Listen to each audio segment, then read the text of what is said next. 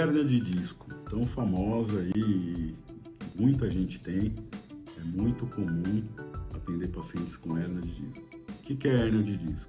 É uma lesão na coluna, então a coluna é composta pelas vértebras, que são os quadradinhos que formam a coluna.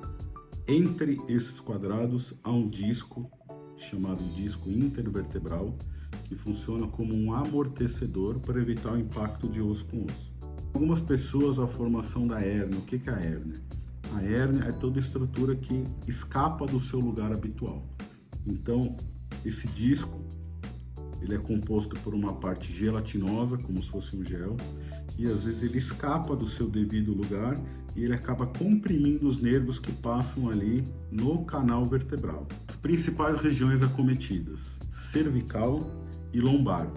No meio da coluna, na coluna dorsal ou torácica, é muito raro, tá? É infrequente. Só 1% dos casos de hérnia são localizados na coluna dorsal. A grande maioria na região cervical e na região lombar. Quadro clínico é dor no local com irradiação. Então, por exemplo, o paciente tem uma hérnia na região cervical. É comum que essa dor irradie para os membros. Por quê? Os membros superiores, os braços. Os nervos dos braços nascem na região cervical, na coluna cervical. Então, se há um pinçamento, uma compressão do nervo da coluna cervical, é comum que o paciente sinta dor, adormecimento, formigamento e até diminuição de força nos braços e nas mãos.